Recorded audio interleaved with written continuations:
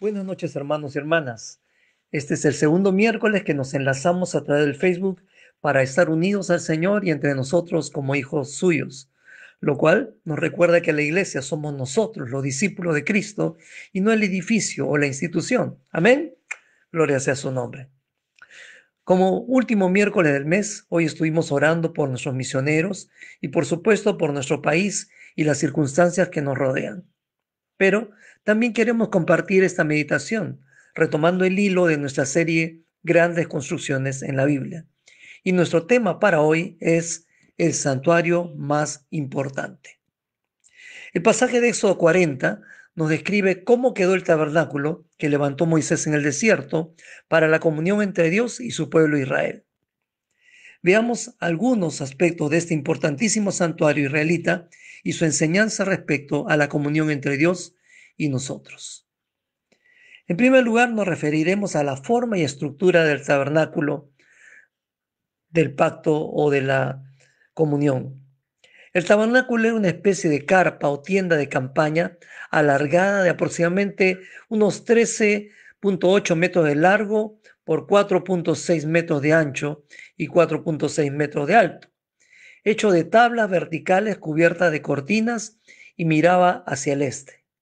Estaba dividido en dos cámaras de distinta dimensión. La cámara del interior era prácticamente un cubo de 4,6 metros de lado, al cual se denominaría el lugar santísimo, porque representaba la morada especial de Dios. Contenía solamente el arca del pacto y nadie podía entrar en ella salvo el sumo sacerdote, una sola vez al año en el gran día de la expiación por los pecados de todo el pueblo. La otra cámara era prácticamente el doble, 4,6 metros por 9,2, y se llamaría el lugar santo. Contenía al lado norte la mesa del pan de la proposición, el candelero al lado sur y el altar del incienso delante del velo. A ella entraba el sacerdote de turno que ministraba, pero no el público. Estas dos cámaras estaban divididas por un velo de lino fino azul, púrpura y escarlata, bordado finalmente con figura de querubines. Alrededor del tabernáculo había una cerca de unos 46 metros de largo y 23 metros de ancho, que venía a ser el atrio. Era de cortina de lino fino retorcido de 2,3 metros de alto, colgadas a unas columnas de 2,3 entre sí. Allí estaba el altar del holocausto y el lavacro. Era la parte a donde el público sí podía acceder. Hablemos ahora del mobiliario. Estaba en primer lugar el arca. Era un cofre hecho de madera de acacia recubierta de oro, de 1,15 m por 70 centímetros y 70 centímetros también de altura. En el interior se guardaba las dos tablas de los 10 mandamientos, una vasija de maná y la vara de Aarón. Tenía una tapa llamada el propiciatorio, que era una plancha de oro macizo. A cada extremo había esculpido un querubín con las alas extendidas mirando hacia abajo sobre el propiciatorio. También tenemos el candelero o candelabro. Era de oro puro, una columna central con 3 brazos a cada lado, probablemente de 1,5 metros de alto y 1,5 metros de ancho en la parte superior.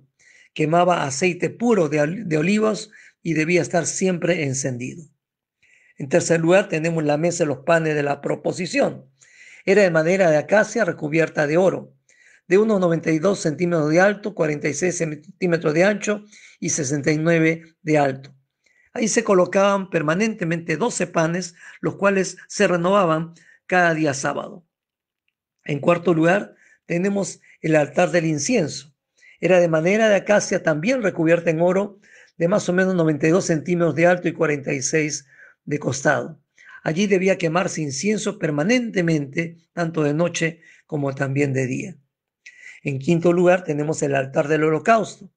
Era el altar mayor para el sacrificio de animales, hecha de madera de acacia recubierta de bronce.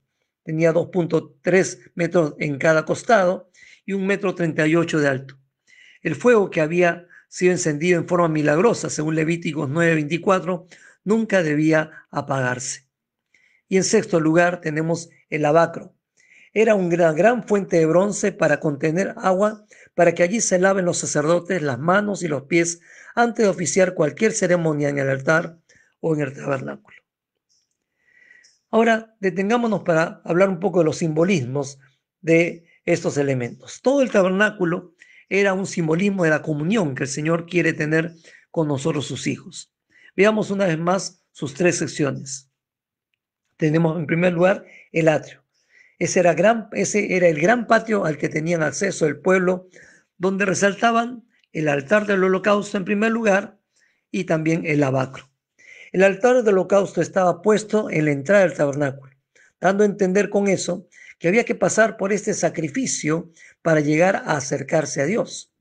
Representa sin lugar a dudas el sacrificio de nuestro Señor Jesucristo en la cruz del Calvario, lo cual nos habla de que sin derramamiento de sangre no hay remisión de pecados, no hay posibilidad de perdón ni reconciliación con Dios si no hay esa sangre inocente del Cordero sacrificado por los pecados de todos nosotros.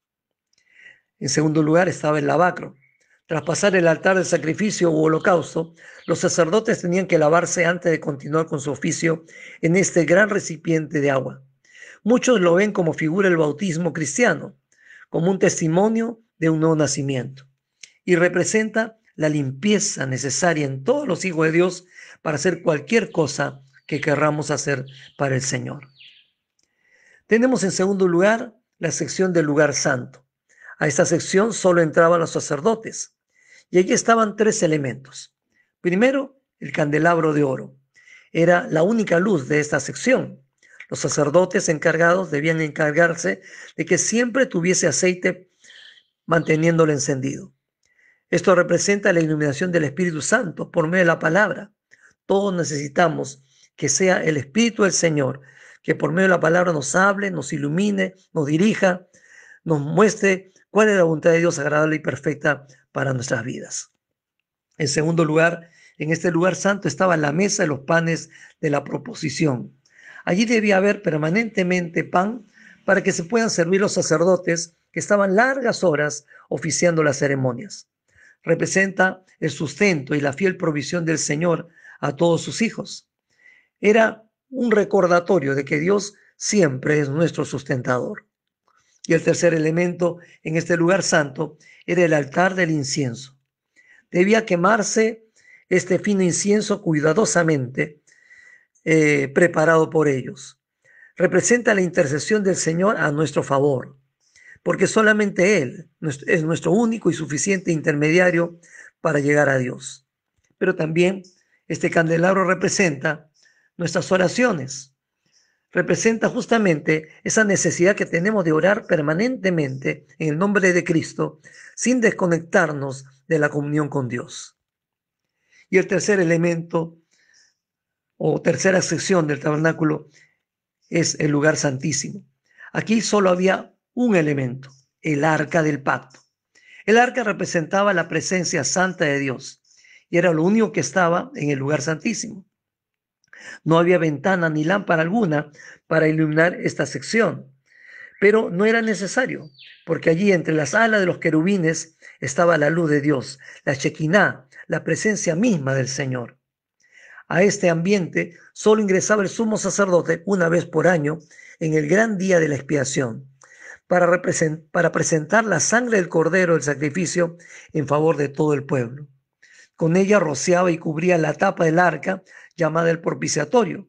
De esta forma, los tres testimonios del pecado del pueblo eran ocultados de la mirada de los ángeles, o sea, de la vista de Dios. La preparación del sumo sacerdote era sumamente rigurosa durante todo ese año, porque de no ser así, moría irremisiblemente como un juicio de Dios. Esta es una excelente figura de la obra redentora de Cristo, quien cual sumo sacerdote perfecto y sin mancha cubrió nuestros pecados con su sangre derramada en la cruz del Calvario. Recordemos que cuando Jesús murió en el Calvario, se rasgó el velo del templo que dividía el lugar santísimo del lugar santo, desde arriba y hasta abajo. Es decir, abrió las puertas de la salvación y el acceso directo a Dios para todos los seres humanos que se acogieran a su salvación.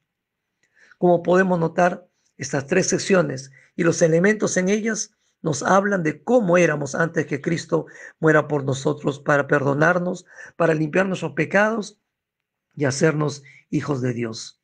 Antes estábamos fuera, en el atrio, lejos de la comunión con Dios. Era necesario el oficio sacerdotal de Cristo, presentando la sangre inocente del Cordero de la redención.